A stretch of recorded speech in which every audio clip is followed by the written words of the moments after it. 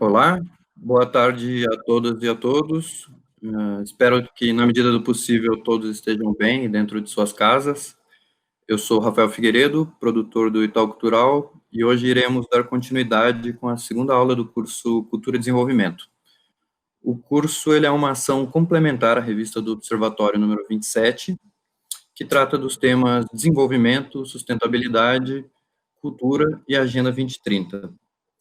Bom, muitos alunos nos procuraram na semana passada e no decorrer da última semana, perguntando se a gente ia disponibilizar o conteúdo das aulas online. Nós iremos sim subir esse conteúdo no nosso canal no YouTube, assim que estivermos com esse material editado. A gente envia para todos os alunos por e-mail assim que essa edição estiver finalizada. Outras dúvidas que chegaram para a gente bastante é de como melhorar a visualização para quem está acompanhando o curso pelo celular. Uma dica que segue por aqui é de, no player do teu vídeo, no celular, clicar na opção Full Screen, que aí dá para acompanhar por tela cheia, ou visualizar o vídeo com o celular na horizontal. Quem irá conduzir o curso hoje é novamente o professor Alfonso Martinel, e além do professor, teremos uma professora convidada.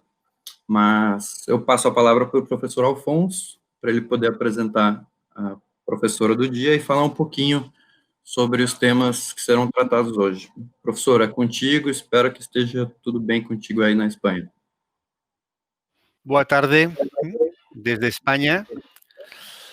Iniciamos esta segunda sesión del curso con la participación de Marta Porto, una persona con una larga experiencia en el campo de la gestión cultural y la comunicación cultural, y le hemos pedido que dentro de estas diferentes aproximaciones y perspectivas y experiencias en esta relación de cultura y desarrollo, que es muy compleja y muy variada, ella nos aportara su visión, su forma de entenderlo y sobre todo cómo sitúa esta relación cultura y desarrollo en la contemporaneidad.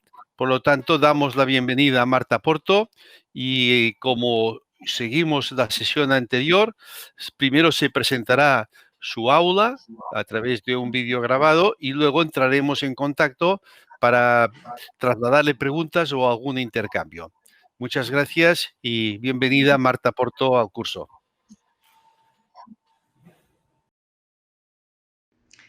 Olá, pessoal. Estou aqui a convite do professor Alfonso Martinelli, do Itaú Cultural, para falar sobre cultura e desenvolvimento. Eu vou dividir de uma forma muito breve a minha apresentação aqui com vocês em 4 blocos. Primeiro, eu quero fazer uma memória de qual eram os pontos-chave do debate sobre cultura que se deu no início da década de 80, que marcam o processo de redemocratização do Estado brasileiro. No segundo ponto, eu vou elencar alguns dos desafios da agenda de desenvolvimento, especialmente do Brasil. No terceiro, a gente vai falar um pouquinho sobre coronavírus, pandemia, essas condições de isolamento que a gente está vivendo agora.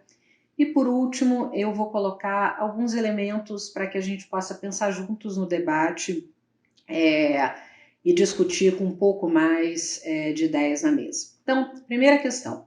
Início da década de 80, a gente tem, no Brasil, um grande movimento cujo marco é um encontro em Ouro Preto, em 1984, e esse encontro ele vai ser o auge de um debate nacional sobre política cultural. A força desse encontro ele está, primeiro, no reconhecimento de que cultura faz parte da agenda de desenvolvimento e ele é um pilar da retomada do processo democrático no Brasil. O segundo elemento é que isso não vai ser possível de acontecer se não tiver uma ampla participação do povo no processo decisório e na qualidade dessa política cultural, que passa a ser uma política que quer representar a diversidade das manifestações artísticas, mas também das tradições e também da memória cultural que forma as várias identidades que o país tem. Como primeiro princípio, eu poderia afirmar que esse encontro que reúne intelectuais, artistas, curadores, as pessoas mais importantes do país, como Celso Furtado, Marilena Chaui, Leonel Kass, Paulo Ruckenhoff, enfim, um contingente muito grande de intelectuais, Muniz Sodré, Abdias do Nascimento, ele vai formar um reconhecimento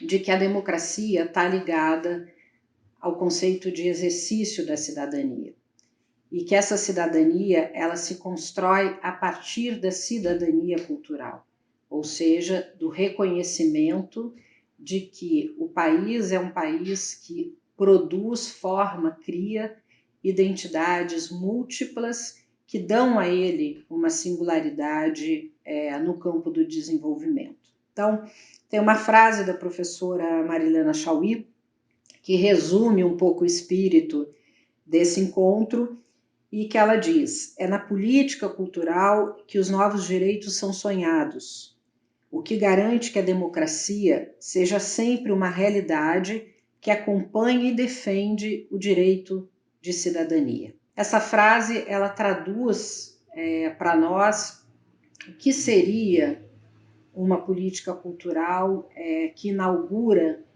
o Estado Democrático de Direito no país e que passa a estar representado no esforço constitucional de 88, ou seja, 4 anos depois, especialmente nos artigos 215 e 216, que são os artigos que materializam esse desejo e que formam de uma forma muito explícita que, primeiro, a Constituição reconhece que a política cultural é uma forma de garantir o direito à cultura e que esse direito à cultura ele não está apenas calcado no acesso do povo, da sociedade às produções culturais, mas ele está essencialmente ancorado na ideia do reconhecimento por parte do Estado, dos constituintes, de que o processo civilizatório brasileiro, e essa expressão é a base usada na Constituição, é formado pelos seus povos originários, pelas culturas populares, pelos indígenas, pelos afrodescendentes. Então, a ideia de que nós somos formados a partir dessas matrizes diversas e que isso representa também direito à cultura, na medida que a Constituição reconhece isso, tá? É um grande pilar e um grande avanço em termos de materialização dessa ideia de política cultural que nasce a partir da década de 80. A Constituição brasileira ela é esse exercício que nos defende e defende esse direito de cidadania e que garante até hoje que o Estado brasileiro, que a sociedade brasileira tenha uma proteção, inclusive contra o autoritarismo exercido por governantes do momento. Tá? A base da Constituição brasileira segue uma tradição da Constituição americana, onde há uma distinção entre governo e Estado, e esse Estado é um Estado que garante que o cidadão seja protegido, inclusive do governo. Então, essa ideia de que quem funda isso, de alguma maneira, é a diversidade cultural, a singularidade das organizações que a sociedade brasileira apresenta e também os seus desafios em termos de desigualdade, de disparidades, e aí vão surgir mecanismos fundamentais, é que dá a primeira conformação material da política cultural no Brasil que se relaciona com uma agenda de desenvolvimento. Então, a relação entre cultura e desenvolvimento, ela ganha um marco inaugural na década de 80, porque ela pressupõe que a cultura colabora e coopera com o processo democrático do país. E que esse processo democrático só será completo se a participação social, se a cidadania for uma cidadania que reconheça a diversidade da contribuição das matrizes originais, dos povos indígenas, dos afrodescendentes, das culturas populares no Brasil. esse é um desafio que ainda está pendente e que nos cabe trabalhar para que ele seja, a cada ano, uma possibilidade para as novas gerações de brasileiros. Como é que isso vai ser representado na nova institucionalidade que nasce a partir de 1985, ou seja, alguns anos antes, mas já dentro do bojo desse debate, o Ministério da Cultura.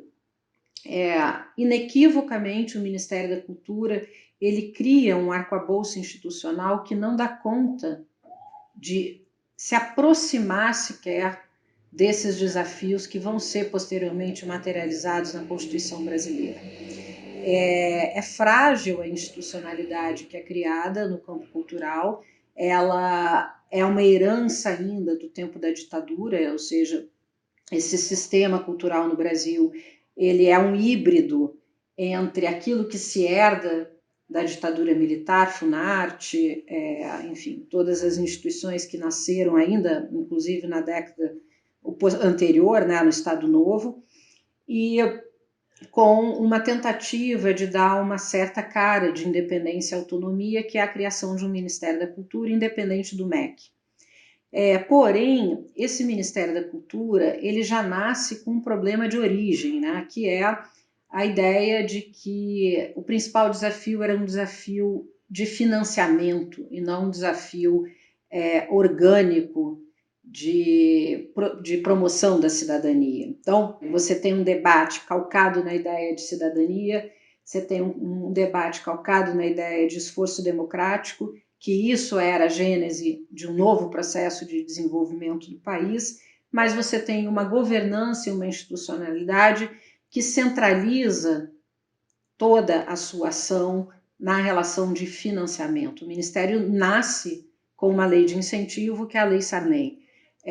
E isso faz com que ele nunca consiga ter uma capacidade operacional, e eu diria até um espírito republicano, de agir sobre aquilo que está colocado como desafio constitucional. E essa ideia de que tudo está centralizado numa discussão de financiamento, na verdade, marca as discussões dos últimos 30, 40 anos no Brasil, onde praticamente tudo que se discute em torno de agenda cultural, de alguma maneira, enfim, com desdobramentos diferentes ou não, mas estão vinculados a essa agenda, né? Há mudanças da Lei A, da Lei B, o que torna, enfim, a política cultural com uma capacidade de se comunicar com a sociedade, com a vitalidade da sociedade brasileira muito baixa.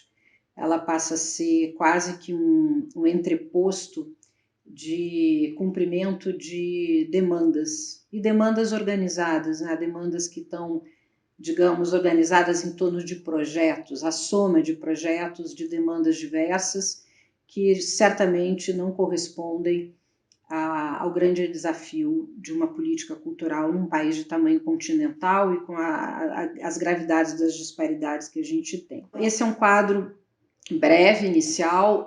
No texto que está apresentado na revista, eu desenvolvo esses pontos com muito mais detalhes, e aí eu acho que quem tiver interesse a gente pode discutir posteriormente em torno das questões que o texto alavanca. A segunda parte, sobre os desafios da agenda de desenvolvimento do Brasil de hoje. Nós temos uma agenda que é talvez a agenda mais central, ela é consenso no debate, e aí não importa de que lado ideológico que as pessoas estão, que é a questão da desigualdade. A desigualdade, ela é talvez a grande chaga que a sociedade brasileira historicamente carrega. Ela é uma chaga que traz dentro dela ainda um espírito de uma escravidão que não termina nunca, de uma herança escravocrata que forma uma parte complicada da cultura brasileira e que ainda é muito presente, tá? Então, a desigualdade, ela não se organiza só em torno de disparidades econômicas, ela se organiza também em torno de desigualdades sociais e de desigualdades culturais. Na medida em que as pessoas, ao longo da vida, não têm as condições reais e concretas de formar uma capacidade, uma variedade de ferramentas que lhes dão a possibilidade de fazer escolhas conscientes, de participar da vida pública de uma maneira ativa, isso torna boa parte dos cidadãos brasileiros cidadãos ainda pendentes de uma resposta mais global da sociedade. E o aspecto cultural disso é muito gritante. Mais do que nunca a gente está vendo quanto que não ter colaborado ou cooperado de uma forma mais atenta a uma agenda de democratização do país nos tornou hoje um país numa condição de conflitos permanentes, de uma polarização cada vez crescente e de formas de atuar nos conflitos que agridem qualquer um de nós que milita nessa área. O outro ponto, que é filho desse, é a questão das guerras culturais. Também fazem parte da agenda da democracia. Tá? Numa democracia, a importância de se trabalhar para que se gere numa arena de diferenças aquilo que é possível consensuar. Então, obviamente que uma sociedade ela é feita de muitas diferenças, de pensamentos diferentes de todos os tipos, mas uma sociedade só se constrói na base da confiança e na capacidade dos atores sociais de encontrarem pontos de convergência. Esses pontos de convergência formam aquilo que é o comum que nutre a sociedade de uma condição civilizada para que ela possa encontrar aquilo que é melhor para ela, aquilo que lhe dá as condições de se desenvolver a partir das suas próprias singularidades, do seu próprio modo e da sua própria herança cultural. As guerras culturais, elas eliminam, de certa forma, elas mascaram esse centro dessa discussão, porque você acaba jogando com uma falsa agenda de moralismo, de censuras, de uma série de condições que são estranhas àquilo que seria o nosso principal desafio do comum, né? E que derrotam essa qualidade intrinsecamente democrática, que é a possibilidade, a confiança de que nós teremos condições reais de concretizar uma agenda com base em consensos. Então, isso também é um ponto fundamental. A outra questão é da inovação institucional. Nós hoje estamos diante de uma mudança enorme. O Brasil ele vem carregando seus atrasos há muito tempo, e essa inovação institucional, se ela não diz respeito à questão cultural, ela também se relaciona com a questão cultural. E ela se relaciona na medida em que não é possível mais sustentar alguns paradigmas e algumas soluções que a gente foi encontrando. Eu diria que uma delas é transformar completamente as formas de financiamento, não só do Estado, mas também da iniciativa privada, das fundações, dos institutos, para que nós possamos acelerar a agenda de desenvolvimento e a agenda de desenvolvimento cultural, que passa por esses elementos, que é dar as condições subjetivas, simbólicas, as narrativas, os conhecimentos, as ferramentas, para que o cidadão brasileiro se torne capaz de operar na vida pública de uma forma consciente e também ter as condições reais e concretas de mobilidade social. Então, isso é um ponto. Então, a inovação institucional, a questão do desafio democrático, que passa por enfrentar as guerras culturais, e a questão da desigualdade, em todas as formas que ela toma, passa a ser uma agenda fundamental do Estado brasileiro, da sociedade brasileira, e que se ancora também numa agenda cultural, na medida em que essa agenda só pode ser construída se nós tivermos condições de cooperar com essas grandes questões que estão colocadas para todo brasileiro hoje. Agora, eu queria falar um pouquinho, muito brevemente, sobre a questão da pandemia, que coloca todo mundo numa situação completamente sui generis, de isolamento. A gente parece que dormiu num dia num mundo e acordou em outro. São condições que geram angústia, que geram tensão, mas que também geram muitas reflexões. Essas reflexões, elas estão colocadas à luz do dia. Tem muitos aí intelectuais e livres pensadores que estão se dedicando hoje a colocar isso no debate. E no campo da cultura, especialmente o impacto sobre o sistema cultural, eu queria destacar a ideia de convivência, ou seja, o quanto que a convivência ela vai passar talvez a ter aspectos muito diferentes daquele que nós tradicionalmente estamos acostumados. E aí, não só em momentos de isolamento, mas em momentos de abertura também. Todo o sistema cultural ele está estruturado em cima da ideia de programação, da ideia de mediação, da ideia de uma certa construção de audiência que depende de espectador. No entanto, será que vai ser assim num futuro próximo? Será que em momentos de abertura, de fato, as pessoas vão estar dispostas a estar fechadas numa sala de cinema ou dentro de um espaço de um museu? Em que medida que nós também vamos ter que mudar a ocupação e a ideia de como tornar esses espaços mais vivos, mais representativos, mais importantes para as pessoas no momento que o mundo vive uma pandemia que a gente vai ter, segundo os cientistas, momentos intermitentes de abertura e fechamento. Então, eu colocaria no debate a discussão sobre a ideia de convivência e a construção de espectadores. O outro ponto fundamental é a relevância social. Nós temos, obviamente, nos últimos tempos, eu tenho acompanhado e participado de alguma dessas discussões, a maneira pela qual alguns museus, enfim, grandes museus como o MoMA, o MET ou a Fundação Serralves em Portugal, responderam ao momento de crise, a esse momento de crise.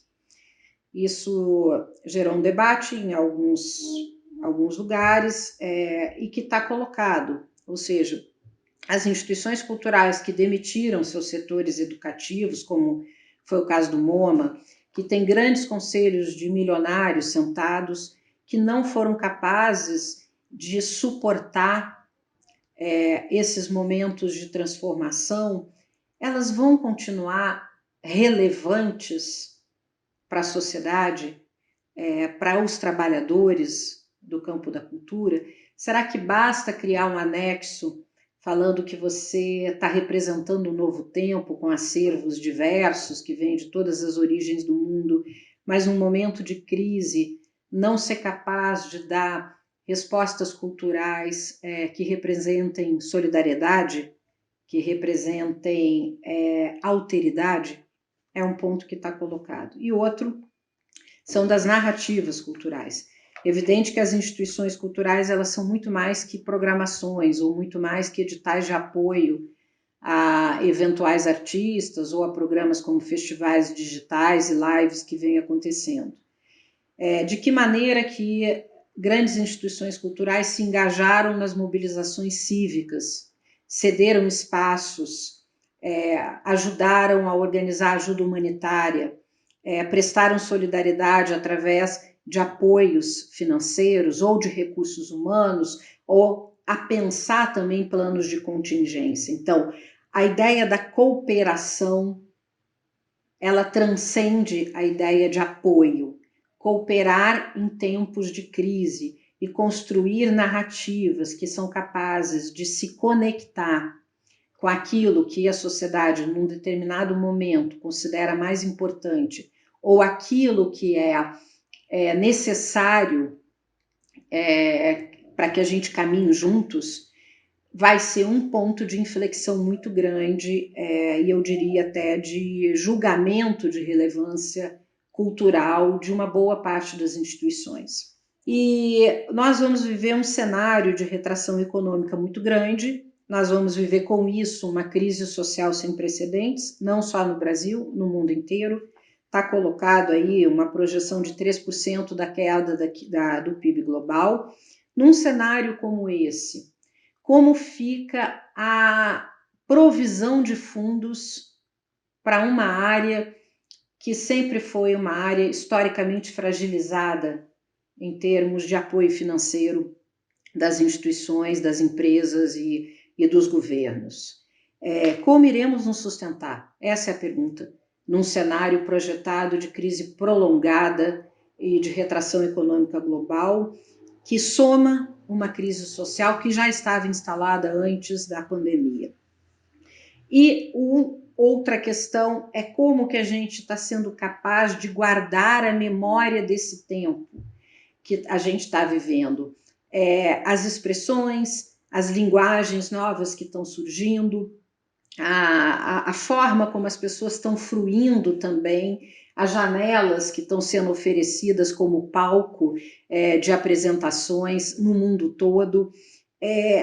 A gente vai ser capaz de mostrar para gerações futuras que isso representou também uma maneira nova de criar, de produzir arte, de fruir arte e de criar linguagens diferentes de convivência social e de convivência intercultural entre as pessoas. Nós estamos nos preocupando em guardar essa memória. Então, essas são questões que me parecem que devem ser discutidas quando a gente está trazendo um futuro de um desenvolvimento que a gente não sabe ainda aonde que ele vai dar, quais são os caminhos que estão colocados para ele, mas que funcionam hoje como grandes desafios para todos nós, como gestores, como pensadores da cultura. E agora eu quero colocar para vocês alguma das reflexões que eu venho fazendo em termos de caminhos, que já estou fazendo há algum tempo, mas que nesse cenário novo ganha talvez alguns elementos novos. Eu parto de uma frase do Harari, do Yuval Harari, um historiador israelense, no livro dele 21 Ideias para o século XXI. Na verdade, é uma seção inteira desse livro, que ele coloca: só existe uma civilização. Essa afirmação de que nós todos estamos no mesmo momento, no mesmo tempo e espaço, juntos, interligados num sistema invisível de interdependência sistêmica, nos coloca diante de um grande desafio universalista, que é pensar mais daquilo que nos liga do que aquilo que nos diferencia. Uma grande parte da agenda de cultura e desenvolvimento dos últimos 20 anos, eu diria, ela está ancorada na ideia de diversidade, na ideia de que é preciso destacar e fazer sobressair as diferenças que existem entre as várias culturas, línguas, formas de se constituir. Beleza, isso é algo que faz parte da natureza de qualquer tempo e espaço, de qualquer ideia de projeto civilizatório que não seja homogeneizador. No entanto, uma das reflexões que eu tenho me feito é: será que também não é necessário dentro dessa agenda se perguntar aquilo que nos une, aquilo que nos torna uma única civilização, aquilo que transcende a ideia de identidades, aquilo que transcende a ideia de que somos diferentes porque nascemos em condições sociais e econômicas diferentes, ou porque nascemos em regiões diferentes do planeta, ou porque a cor da nossa pele é diferente, enfim. O que nos une dentro dessa ideia de que somos uma única civilização, que inclusive se relaciona com uma interdependência com a natureza, com o meio ambiente? Qual a agenda possível para criar um paradigma de desenvolvimento que seja capaz de retomar essa ideia, que o fundo dela é uma ideia iluminista, uma ideia que surge, né, com esse tripé: liberdade, igualdade e fraternidade, uma ideia que liga cada um de nós, não pelas diferenças, mas pelas similitudes, pelas similaridades. Como promover valores dentro de uma agenda cultural que seja capaz de ampliar na mentalidade, nos corações de todas as pessoas, que essa é uma condição, um pressuposto para que a gente consiga alcançar um desenvolvimento equânime, justo, integrador e inclusivo. Eu diria que uma agenda para isso no campo da cultura é uma atenção, um planejamento, uma organização, uma governança, inclusive de cooperação internacional, que contemple a ideia de que nós somos, nós criamos narrativas, que as linguagens artísticas, que as linguagens, que as manifestações de cultura popular talvez nos deem essa capacidade de criar essas conexões emocionais, que é o lugar onde se formam valores. Valores não se formam no logos, eles se formam primeiro na capacidade de sentir das pessoas. Os filósofos diziam que a bússola ética de qualquer sociedade se dá no pathos, ou seja, a capacidade que a sociedade, os indivíduos têm de sentirem vergonha, de sentirem limites, de sentir impulsos de colaboração, ajuda. Então, esses sentimentos, eles têm que estar sempre vívidos para que a gente consiga construir, de fato, uma agenda que contemple o desenvolvimento humano na sua forma mais integral, cumprindo com essa ideia. Só existe uma civilização. E aí, chegando para o final, partindo dessa ideia de que a comunicação é um agente fundamental disso, uma parte da agenda da política cultural voltada para o campo de desenvolvimento, me parece que ela tem uma conexão direta com a comunicação, ou seja, tornar a comunicação cultural uma comunicação cívica. E isso também impõe uma responsabilidade dos museus, do sistema estruturado do campo cultural, de serem agentes de comunicação cívica. Em que sentido? Sair da ideia de que é suficiente a comunicação que divulga a sua programação, para partir para uma comunicação que seja capaz de formar valores, ou seja, de formar, construir e cooperar no campo da cidadania cultural. Engajar pessoas, chamar a atenção, criar experimentações de linguagem que colaborem para formar esse campo dos afetos, onde é possível mudança de crenças, onde é possível transformação da maneira de estar no mundo. Eu acho que dentro disso a gente tem mais 2 elementos que são importantes.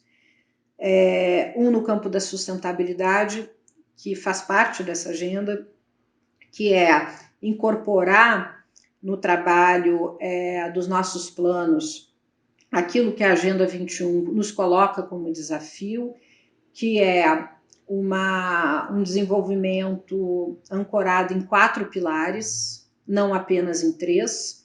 Então, nós temos o pilar social, o pilar ambiental, o pilar econômico, esses 3 em permanente equilíbrio. É isso que a ideia de desenvolvimento sustentável pressupõe, mas nós temos que ter, no século XXI, o pilar cultural, que é aquele que dá o cimento para uma sociedade efetivamente de conhecimento, se ela quiser ser uma sociedade que inclua todos e não só alguns, por mais desafiante que isso seja.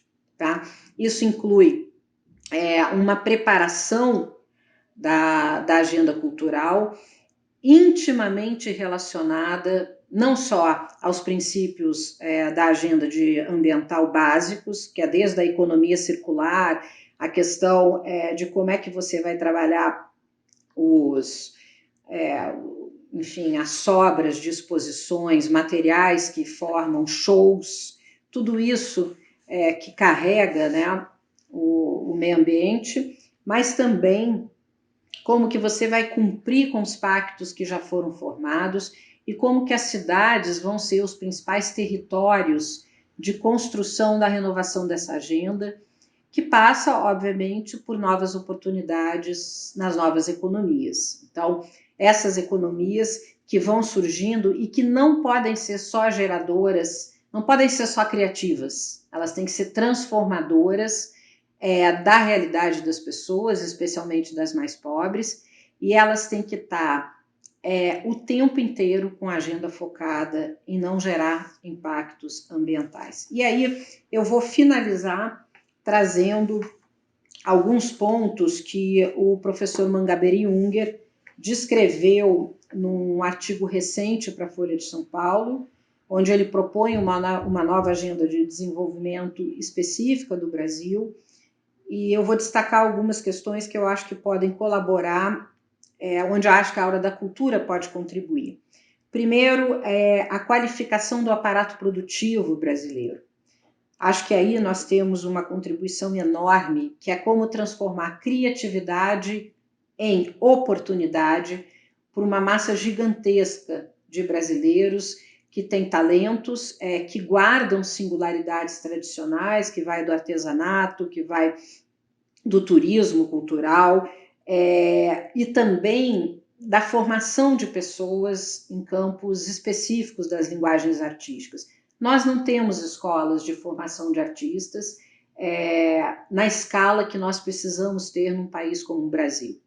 Fora das principais capitais brasileiras, é quase impossível um jovem talento do interior do Brasil mais profundo poder ter a oportunidade de ser um grande dançarino, ou um grande músico, ou um grande concertista, ou criar uma condição concreta para que ele cumpra e desenvolva essa sua vocação. E assim como a gente não tem para as pessoas, a gente também não tem para as regiões.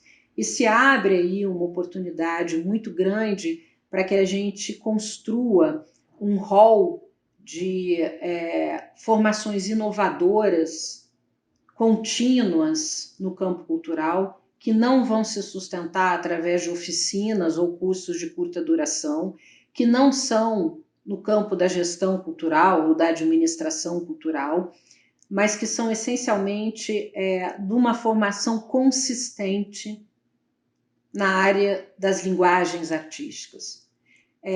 Não dá mais para sustentar a ideia de que apoios eventuais a artistas amadores, através de editais, assegura que uma agenda de mobilidade econômica que seja sustentável no Brasil. Isso não é possível.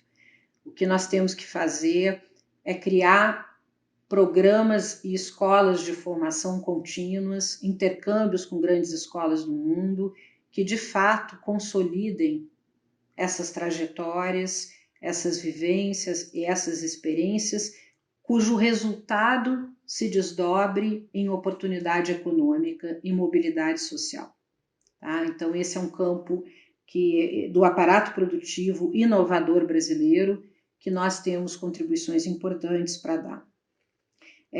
Ainda no campo da educação, quando o professor Mangabeira Unger fala de mudar a agenda da educação brasileira, as bases da educação brasileira, que ainda é muito enciclopédica, eu diria que voltar a priorizar o campo do conhecimento das linguagens artísticas e todos os métodos de aprendizagem que ele traz. O Itaú fez uma revista inteira dedicada a isso, que é a revista de número 24. É uma fonte de cooperação para uma boa política cultural no Brasil, que melhore, qualifique, aprofunde e singularize as condições da educação formal brasileira, e aí eu estou tratando das escolas, e que saia apenas do campo lúdico para adentrar no campo da formação. Tá? A matemática é importante, as ciências são fundamentais, mas as artes também são. Protagonizar e lutar para que isso seja formalizado e que mais professores de arte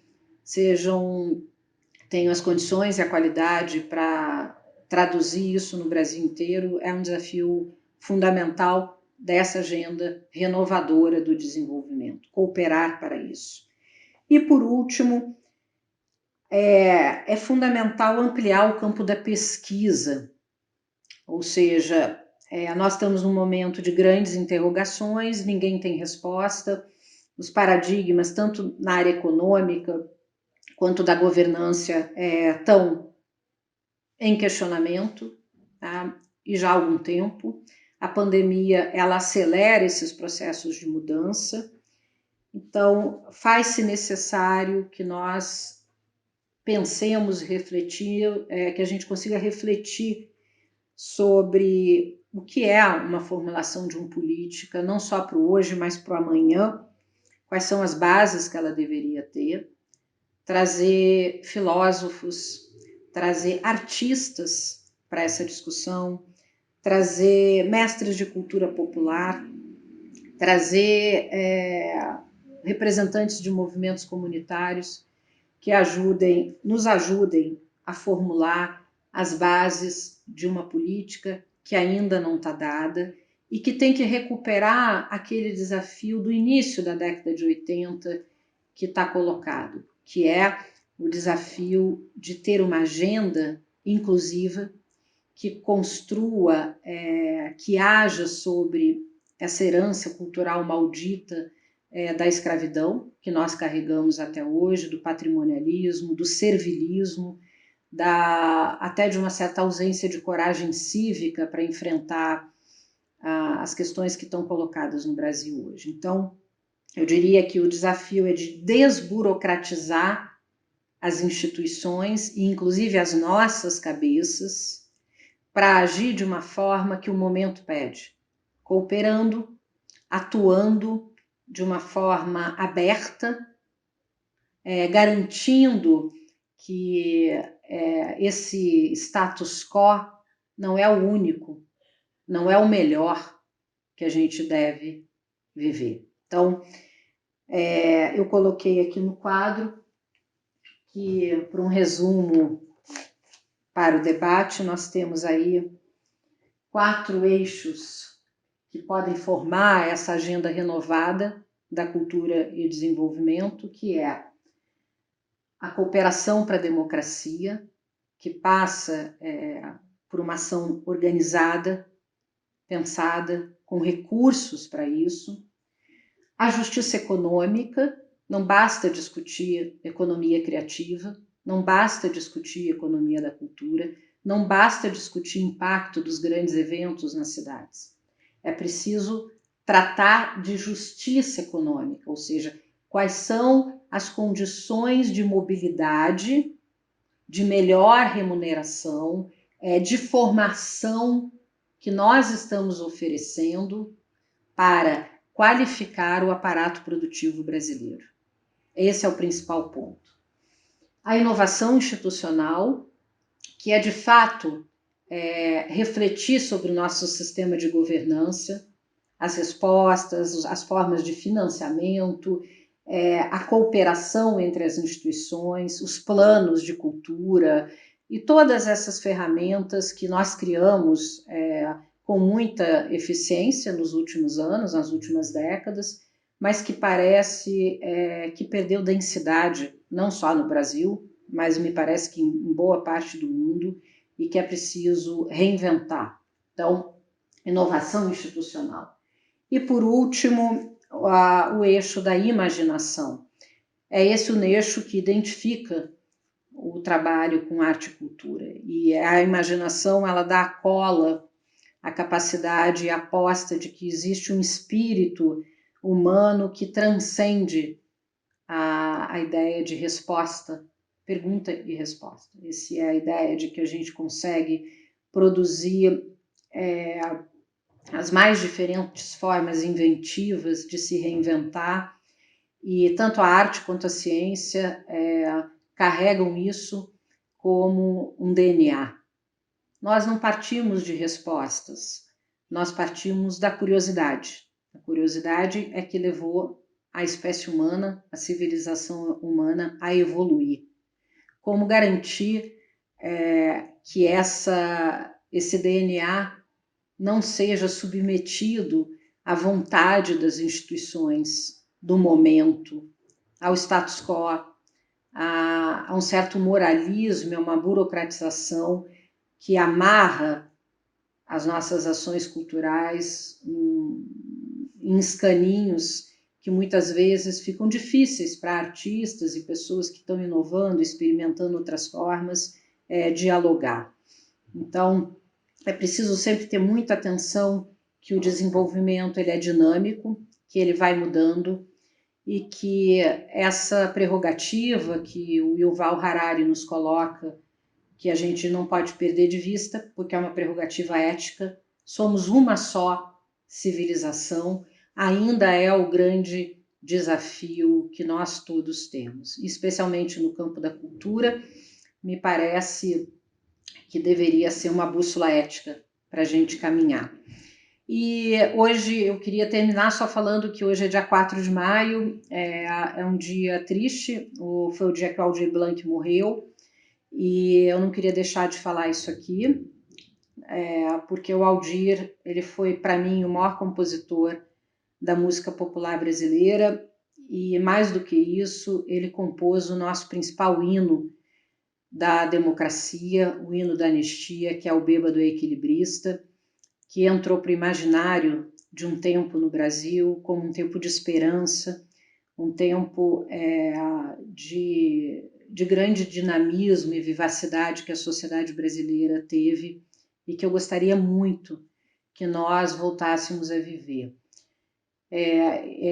O Aldir, ele marca esse início da década de 80, que eu comecei a narrar aqui, que nos dá a nossa Constituição Cidadã. Graças a Deus, nós temos essa Constituição para preservar o pouco de sanidade que a sociedade brasileira ainda tem para viver no seu dia a dia, que nos protege contra os autoritarismos dos governos eventuais. E deixar essa homenagem para o Aldir Blanc e também deixar para a memória do Flávio Migliaccio, que também morreu hoje, e dizer que essas são as pessoas que nos lembram todos os dias que esse espírito da arte ele vai estar sempre vivo e que ele vai carregar memórias de uma geração inteira através do canto, através do gesto, através daquilo que nos torna humanos. Então, acho que agora é o momento de irmos para o debate. Obrigada. Muchas gracias, Marta, por tu excelente intervención.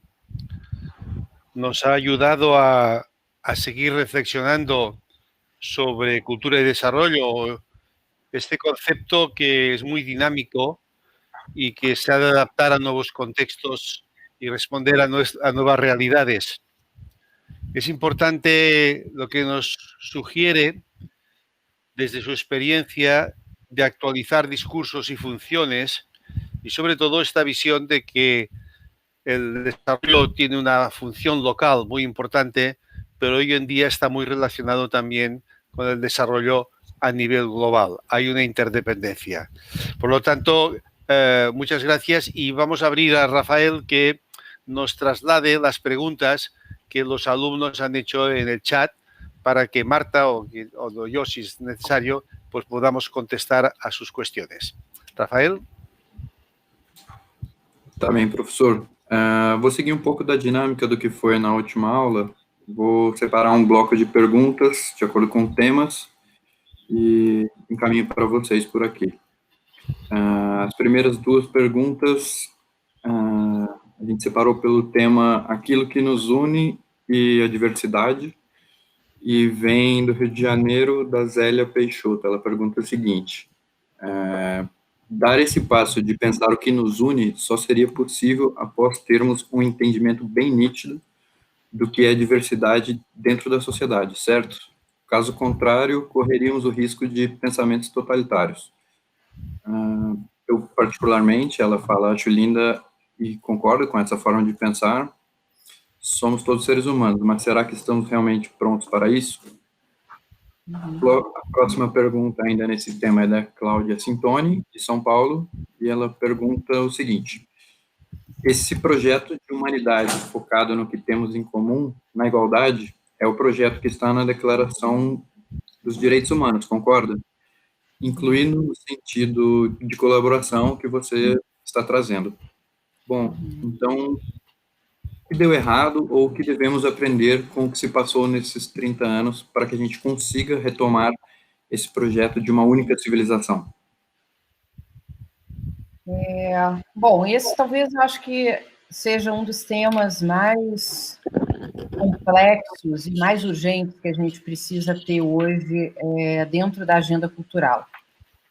Primeiro, eu queria colocar uma afirmação do Canclini, que eu entrevistei há pouco tempo o Canclini para um projeto que eu estou fazendo, e ele me disse uma coisa que eu acho que é fundamental para a gente colocar como reflexão. Ele disse que a gente passou tempo demais discutindo a produção cultural como se a produção cultural fosse cultura, tá? E isso criou uma degeneração no processo dos debates culturais, porque se, por um lado, a produção cultural ela está vinculada, ela tem vínculos com o mercado cultural, com a indústria cultural, ela, de forma alguma, ela representa os principais desafios culturais de uma sociedade. Então, a gente, em vez de discutir o signo, a gente fica tentando discutir os significados. Então, como é que esse assunto é trazido quando a gente começa a criar uma agenda de cultura, no caso da sociedade brasileira, né?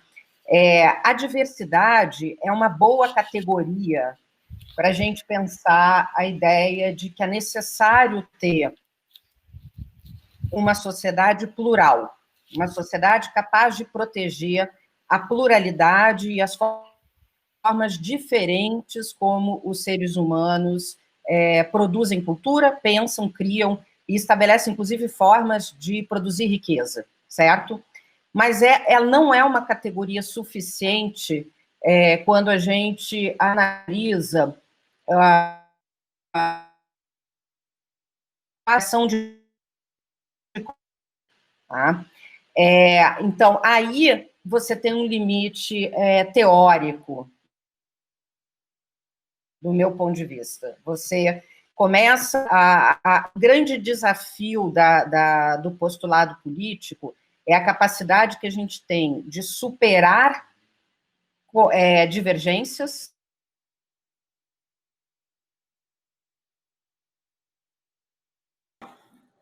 Pessoal, a gente teve um probleminha aqui de conexão da Marta, infelizmente uma situação com a qual estamos suscetíveis, né, nessa nova realidade que estamos vivendo, mas acredito que a gente pode, por enquanto, seguir encaminhando as perguntas para o professor Alfonso, enquanto a Marta tenta reconectar. Professor, sobre o tema Convivência e o papel das bibliotecas. Pensando na pós-pandemia, considerando a necessidade de termos espaços significativos, ambientes e condições para convivência e relevância social, como você enxerga a atuação das bibliotecas? No caso, a pergunta aqui era da Maria Conceição da Silva, de Salvador. Ela se referia às bibliotecas no Brasil, mas acho que você pode comentar de uma maneira geral, né?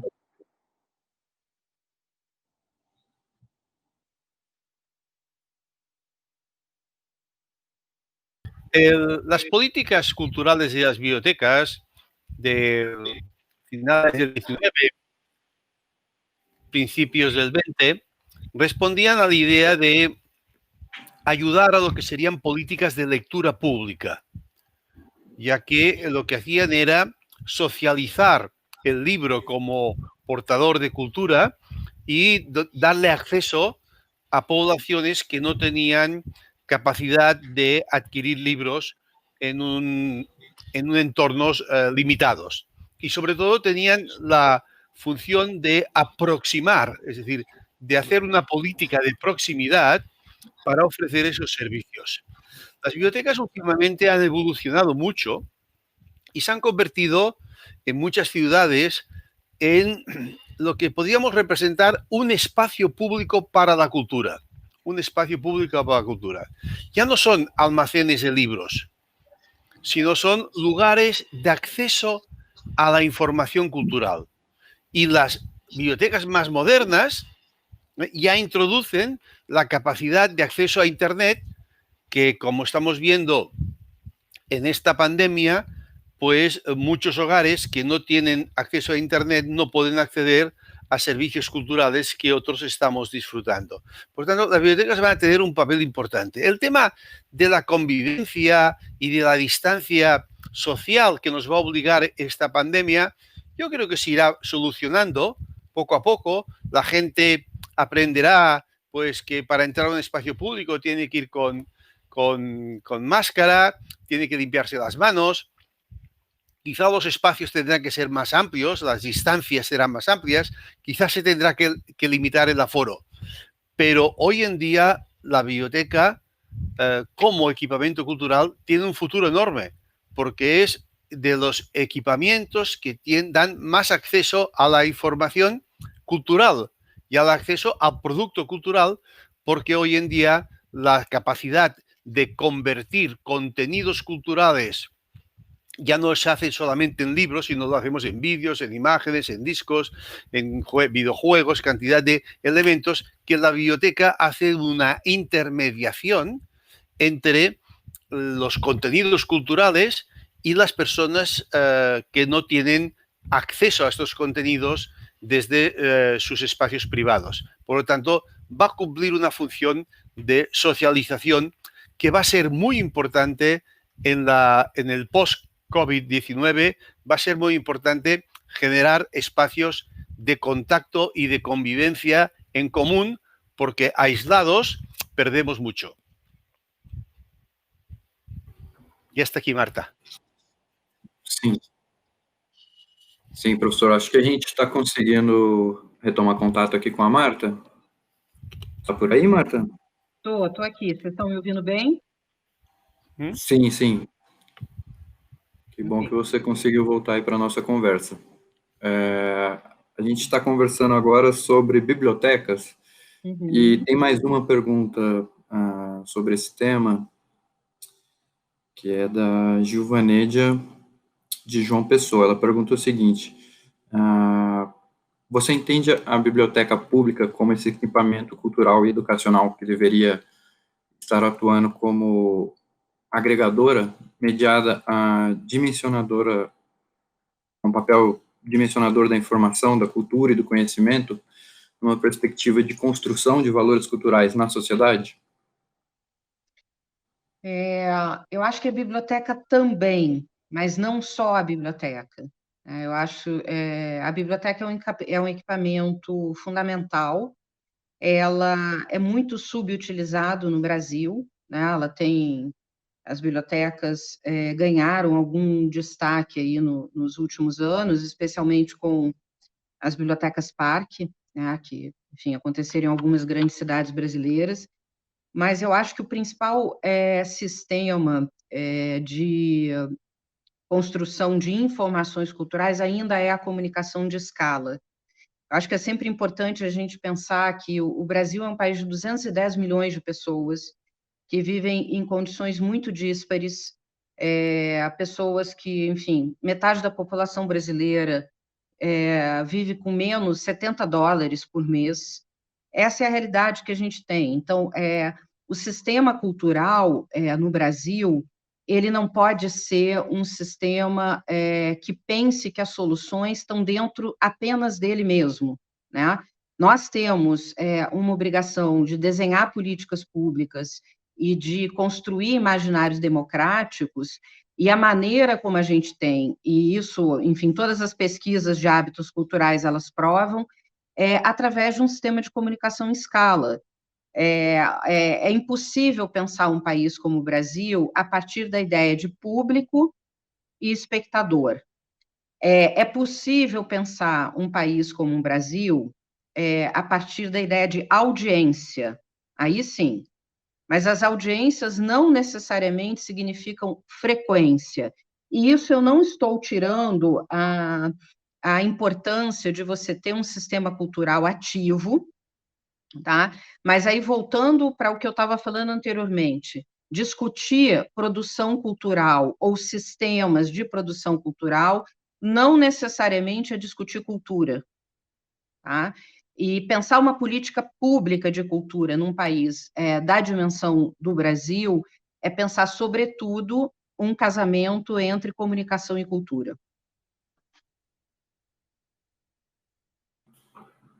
Certo, certo. Bom, e você abordou bastante a questão das políticas públicas, políticas culturais. Esse novo bloco de pergunta vai exatamente nesse caminho. A gente juntou algumas perguntas aqui sobre esse tema. A primeira é da Carolina Barbosa de Mello. Ela pergunta, daqui de São Paulo, ela pergunta o seguinte: quais os caminhos para corrigir esse problema, entre aspas, esse problema de nascimento do Ministério da Cultura brasileiro? E complementa, se é que voltaremos a ter um ministério, né? O Belchior Donizete Cabral, de Campo Grande, no Mato Grosso, pergunta o seguinte: como retomar o processo de desenvolvimento das políticas culturais no Brasil, se o fundamento constitucional de que diz que o Estado defende a sociedade e o governo não sobrevive nos dias atuais? E mais uma nesse tema é da Solange Tedesco, de São Paulo. Ela diz o seguinte: gostaria de ouvir mais sobre a falsa agenda e como elas nos conduz nas políticas públicas culturais atuais. Bom, vamos lá. A primeira coisa que eu queria dizer, e é um tema central, assim, de praticamente todas as aulas e palestras que eu dou. O Brasil não foi capaz de desenvolver uma política pública de cultura. O que significa uma política pública? Uma política pública é aquela que atende a totalidade da sua população, tá? Nós, no máximo, a gente conseguiu construir uma política em alguns momentos, com um pouco maior de amplitude, outros não, para atender determinados segmentos da produção cultural. E isso se deve, basicamente, à institucionalidade que o Ministério da Cultura criou a partir de 1985, e que se mantém até hoje, 2020. Que institucionalidade que é essa?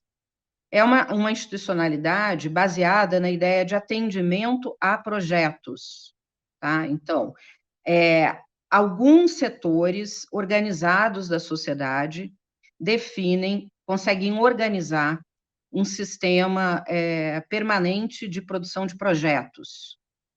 E o Estado brasileiro, ou na sua forma de doação de recursos próprios, através de editais públicos, ou através dos certificados de incentivo fiscal, atende ou não esse conjunto de projetos. Essa é a lógica que vigora desde 1985 no Brasil, tá?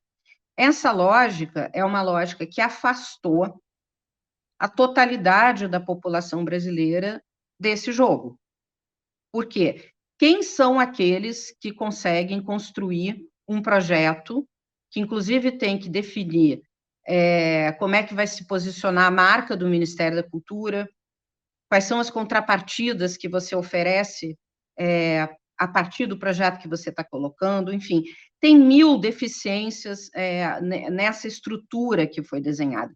Isso não pode ser definido como uma política pública.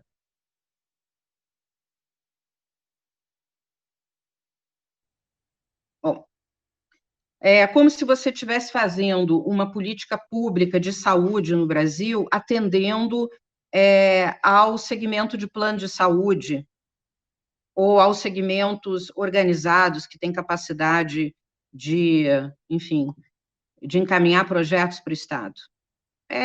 Assim, isso não é uma política pública, tá? Então, essa é a primeira afirmação.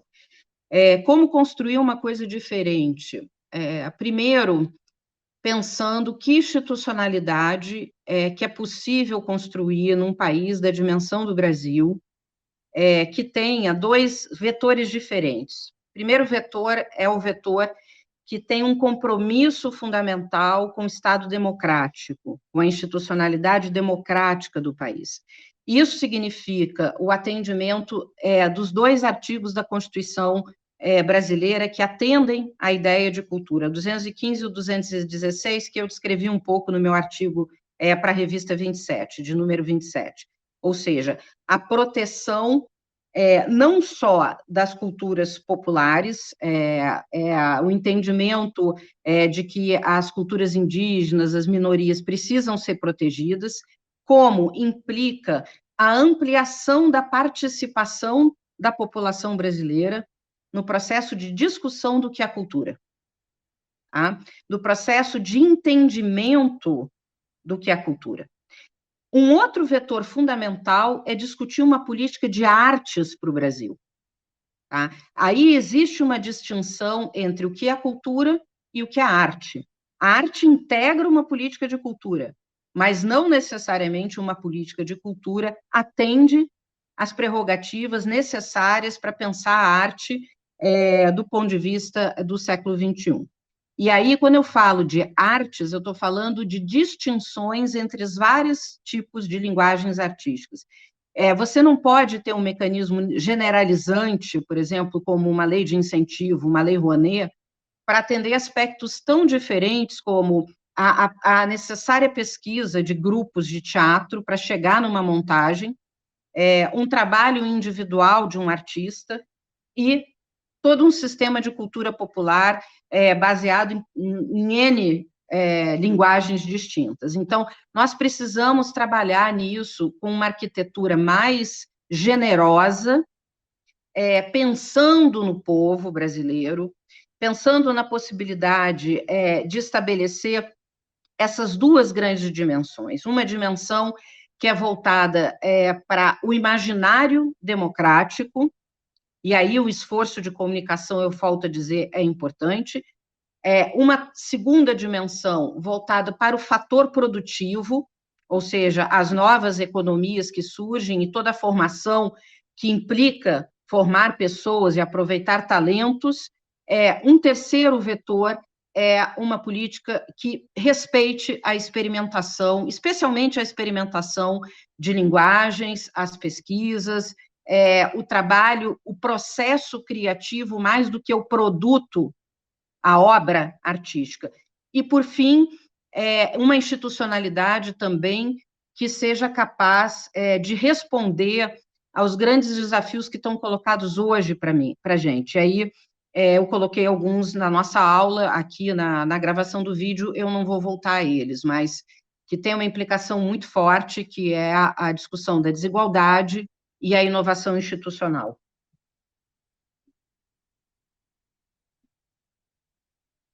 Tá bem, Marta. Eu vou encaminhar mais um bloco de perguntas aqui que chegaram sobre o mesmo tema, políticas culturais. Uhum. E a primeira é do Elenildo Marinho. Pernambuco. Ele pergunta o seguinte: com a citação, é na política cultural que os direitos culturais são sonhados, como você enxerga o cenário atual no Brasil, em que essa política de cultura parece ter sido descontinuada, além das tentativas constantes de apagamento da memória? Quais caminhos são possíveis para vencer os atuais retrocessos? Mais uma aí da Andréia Freire, de Campo Grande. Ela pergunta o seguinte: o desafio é inserir a cultura na vida do cidadão e muito além do meio cultural artístico. O Sistema Nacional de Cultura ele tinha esse propósito, mas foi cimentado por esse governo. Não seria importante considerar os avanços advindos do Sistema Nacional de Cultura no entendimento da cultura como um direito social? E mais uma nesse sentido, vem o Francisco Alberto, de São Bernardo do Campo. Ele pergunta o seguinte: como você vê o programa Cultura Viva na construção da cidadania cultural? Não seria um modelo de mobilidade para os diversos produtores e artistas dos 4 cantos do Brasil? Bom, primeira questão dos direitos culturais e o panorama político do Brasil. Eu acho que isso merecia uma live própria, né, com um diálogo mais aberto entre todo mundo, assim. Esse estado das coisas que nós vivemos hoje no Brasil é inimaginável, né? Ele já infringiu qualquer limite possível de racionalidade e inclusive, de resistência emocional. Então, pensar direito cultural dentro desse contexto primeiro e antes de tudo, pensar em resistência política. Então, eu acho que nós temos aí uma agenda que ela não é uma agenda segmentada, tá? Quando teve o golpe que tiraram o impeachment da Dilma Rousseff, teve um movimento que praticamente todos vocês que estão acompanhando essa live, chamado Fica Mink, né? Fica Mink e tal, que era uma ideia da permanência do Ministério da Cultura. Na época, eu dei uma entrevista, que eu acho que foi para o Globo, um desses jornais, dizendo que eu era contra esse movimento, porque você não estabelece um avanço político quando você se apega a uma agenda específica, muito menos no campo da cultura. Tá? E aí a gente volta para essa discussão. Se a gente entender que a cultura é toda uma concertação, né, é toda uma ideia de construção de país, muito mais do que uma agenda de atendimento à produção cultural, naquele momento que você tinha a extinção da Secretaria de Direitos Humanos, a extinção da Secretaria de Mulheres, a extinção de todo o programa de reforma agrária no Brasil, tá? Ou seja, você teve uma virada absoluta daquilo que tinha sido votado na eleição, e você teve um cancelamento de um projeto de país. Naquela circunstância, a produção cultural se valer, de alguma maneira, do seu poder de evocação, de formação pública, para dizer que queria que a sua agenda permanecesse, do meu ponto de vista, foi um erro político e estratégico. Então, como pensar direitos culturais no momento que o Brasil está sendo governado por uma aliança de banditismo miliciano? Não tem como pensar uma agenda de direitos culturais sem pensar numa ideia de resistência política mais ampla. A primeira ideia é de resistência democrática. É muito difícil você pensar uma agenda específica nesse momento que o país está vivendo. Nós estamos vivendo o ápice do ataque às instituições brasileiras, ao Supremo Tribunal Federal, ao Congresso Nacional, a tudo aquilo que foi construído a partir da redemocratização do país. Então, é um momento que pensar na memória é pensar na quantidade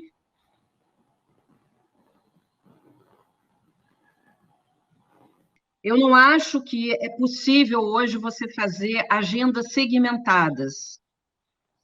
Eu não sou a favor de manifestos específicos também, tá? Não sou, eu acho que manifestos a favor da cultura, a favor, contra A ou B, eles não são producentes no Brasil hoje. Nós precisamos estabelecer um pacto cívico, político, capaz de fazer uma resistência democrática no país. A partir disso, se nós tivermos vitórias nisso, é possível pensar em agendas específicas. Enquanto a Amazônia está queimando, os índios brasileiros, os indígenas brasileiros são chacinados a cada dia, você tem um contingente grande de brasileiros que ainda acreditam no governo Bolsonaro. Eu acho muito difícil nós sermos capazes de construir agendas específicas sem que elas pareçam egoístas, ou sem que elas pareçam antipolíticas nesse momento que a gente está vivendo. Sobre o programa Cultura Viva, eu acredito muito no programa Cultura Viva, desde o primeiro momento, e ainda, na verdade, no primeiro ano do governo do Lula, do Gilberto Gil, o caderno do programa de campanha, da campanha do Lula, chamava A Imaginação a Serviço do Brasil. Esse caderno tem a participação de várias pessoas, isso foi no ano de 2002, eu acho que eu escrevi 2 ou 3 textos, e já naquele momento a gente falava da necessidade de ampliar a capacidade do Estado brasileiro de reconhecer a diversidade das suas matrizes e das suas manifestações culturais. Isso é o primeiro ponto numa política pública, mas ele não é suficiente. A categoria do reconhecimento, ela é um fundamento da ideia da representação na representação de uma política pública. Mas isso não significa que o programa Cultura Viva seja um momento de mobilidade social. Tanto não é que não foi. Tá? De que maneira que é possível você sair de uma escala de um reconhecimento, ou seja, o Estado te confere um determinado recurso, te confere um determinado selo de que você faz parte de um sistema cultural pulsante, dinâmico, e você aciona uma escala maior.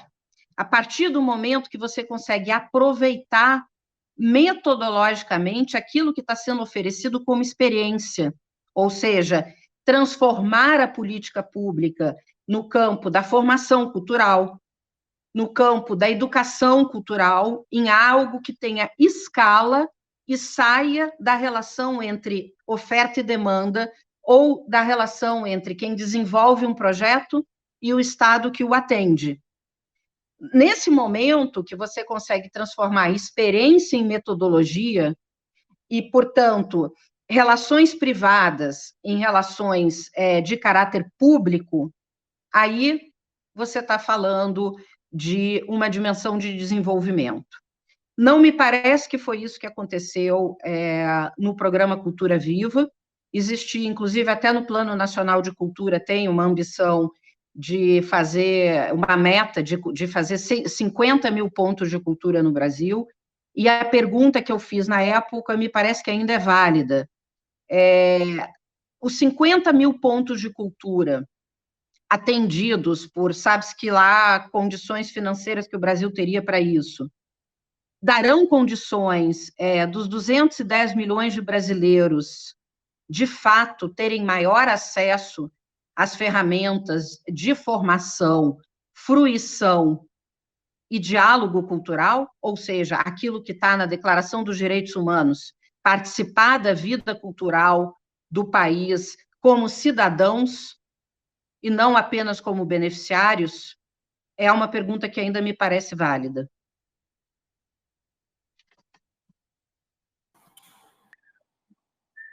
Professor, encaminho para você, então, a tua pergunta aqui.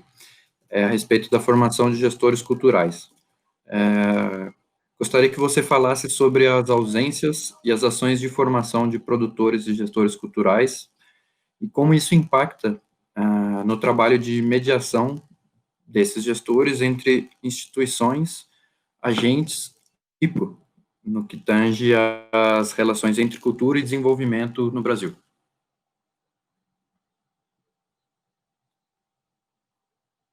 El desarrollo humano sostenible, que definió muy bien Marta Sen y luego después Marta Nussbaum,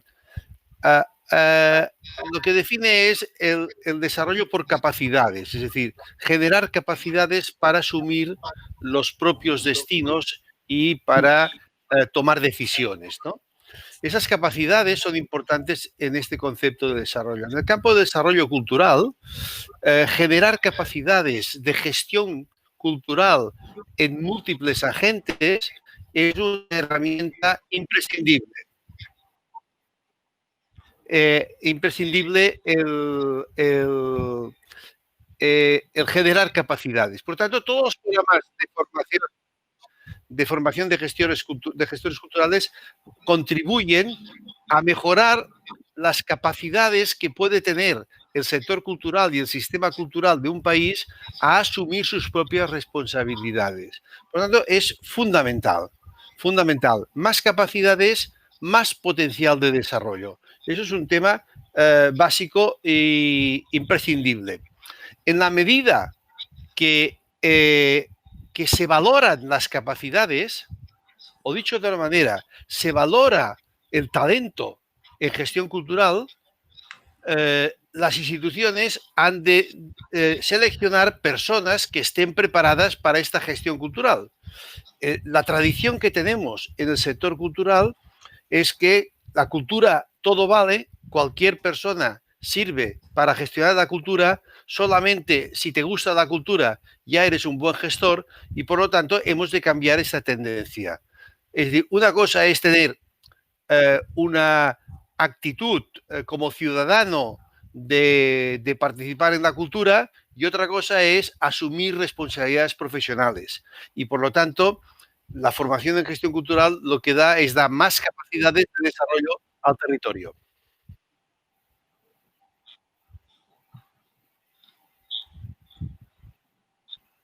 Bom, pessoal, estamos retomando aqui a conexão agora com a Marta. A gente está encaminhando para o fim da aula.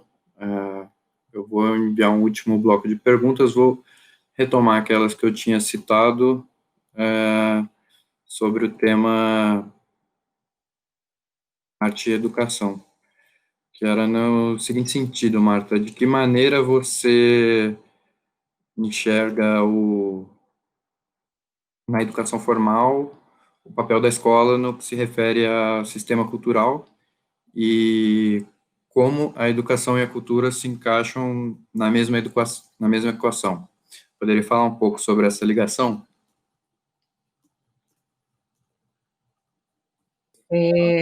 Primeiro, eu acho que a escola é um equipamento cultural, em especial num país como o nosso, onde você tem uma má distribuição de equipamentos culturais pelas regiões brasileiras e dentro das cidades, entre os bairros. Então, o primeiro equipamento cultural que uma criança tem é uma escola, né? É uma escola, especialmente uma escola pública, é o lugar onde você estabelece essas primeiras relações. Então, essa escola, quando ela está preocupada em estabelecer uma educação cultural vívida, ela consegue ter um alcance muito maior, inclusive forjar hábitos culturais, né? Enfim, com acesso à leitura eficiente, com não só visitações, mas, enfim, uma série de componentes de educação artística, a relação com a música, a variedade de linguagens artísticas,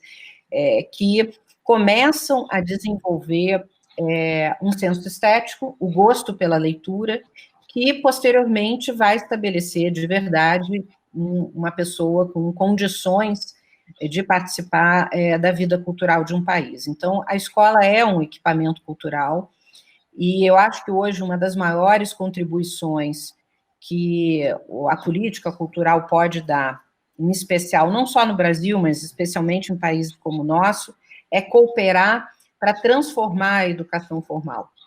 E transformar essa educação para que ela seja, para que os alunos, ela seja menos enciclopédica e seja uma educação com maior capacidade de atender aos desafios que estão colocados no século XXI, que são desafios críticos. Então, como formar pessoas com capacidade de compreender os desafios ambientais que nós temos hoje, pessoas com capacidade de responder aos desafios do trabalho, o futuro do trabalho, né, que também estão colocados hoje. Pessoas com habilidades críticas para fazer perguntas. Recentemente eu li enfim, participei de um debate bastante interessante, onde se dizia que talvez uma das poucas profissões que vão resistir à robótica e ao avanço dos algoritmos são os filósofos. Então, pessoas com habilidades de fazer perguntas, pessoas com capacidade de senso crítico. Essa é uma das grandes cooperações possíveis do campo das políticas públicas de cultura para as ações de desenvolvimento, ou seja, cooperar para transformar a educação formal no mundo todo. Um outro ponto que também faz parte desse processo da educação, mas não só, tem a ver com o fator produtivo, ou seja, como a gente cria programas, escolas de educação artística, que nós conseguimos formar pessoas com qualidade, que não sejam pessoas que estejam só nos grandes centros urbanos do Brasil. Então, você tem hoje milhares de jovens, crianças e jovens brasileiros com habilidades na área de dança, com habilidades as mais incríveis no campo da música. De que maneira que a gente consegue identificar e aproveitar esses talentos para que eles tenham condições de se profissionalizar e isso seja um ativo real de formação de renda e mobilidade social. É um outro nível da educação, a educação voltada para o campo profissional. Então, existem uma série de desafios que estão colocados hoje para nós no campo da educação formal, não formal, profissional, que me parece que seria um campo de estudo fundamental para que a gente possa avançar com um pouco menos de retórica e um pouco mais de objetividade prática. A gente precisa trabalhar em cima disso. Um outro campo, que também é um campo da educação, mas não necessariamente da educação formal, é o campo do pensamento crítico. A gente precisa, de fato, desenvolver uma ampla gama de apoios e de programas para estabelecer mais recursos para a área de ciências humanas. Nós não temos hoje as categorias, a capacidade de refletir com a rapidez que o século XXI nos exige. Nós ainda usamos, enfim, tudo aquilo que foi produzido pelas ciências humanas entre o século XIX e o século XX, talvez até um pouco mais, quando a gente vai pensar nos autores iluministas, para tentar entender um pouco o que passa no campo da política, o que passa no campo da cidadania, o que passa no campo do desenvolvimento. Então, para mudar a governança global, a gente precisa mudar crenças. E para mudar crenças, a gente precisa estabelecer dois grandes campos de investigação. Um campo é a linguagem, ou as linguagens, e o outro campo é renovar o campo do pensamento crítico. Então, eu acho que com esse conjunto de coisas, talvez a gente consiga pensar em alguns statements para a área de política pública da cultura, ou das políticas culturais, inclusive no campo da cooperação, que possam nos levar a ampliar o nosso espaço de diálogo com outras políticas setoriais. Na área de desenvolvimento, pensando que a gente não pode mais se ater só à área da produção, mas a gente precisa pensar a cultura do ponto de vista mais alargado. Eu acho que é isso. Muchas gracias, Marta. Muchas gracias, Rafael. Muchas gracias a todos los participantes. Terminamos aquí la segunda aula de este curso. Les esperamos la próxima sesión, el próximo martes, con otros profesores y seguiremos en este largo debate actualizando conceptos en las relaciones de cultura y desarrollo. Buenas tardes y hasta la próxima. Eu que agradeço. Obrigada.